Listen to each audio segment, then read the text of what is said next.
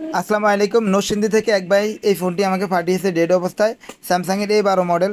তো আমি ফোনটি খুলে দেখি চার্জিং সেকশনে শর্ট, মানে গরম দেখাচ্ছে।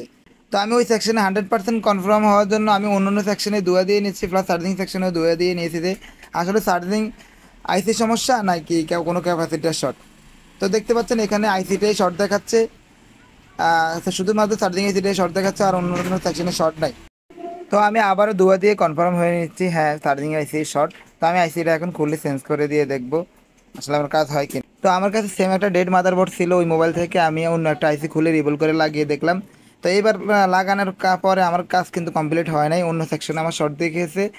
দেখতে পাচ্ছেন এখানে লাইটিং সেকশন রয়েছে, লাইটিং সেকশনটা আগে কিন্তু শর্ট হয় নাই, কিন্তু এইবার আমার আইসি লাগানোর পর ওই সেকশনটা এবার শর্ট দেখাচ্ছে, চার্জিং আইসি শর্ট দেখায় নাই। তারপর ওই সেকশনের লাইটিং আইসিতে মুখ আসতো, এই দুইটা বড় বড় ক্যাপাসিটার দেখতে পাচ্ছেন, এগুলো শর্ট হয়ে থাকে।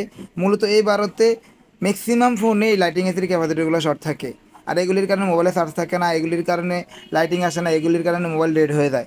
তো আমি এই মাসে প্রায় 3-4টা মোবাইল ঠিক করছি এই একই সমস্যার কারণে।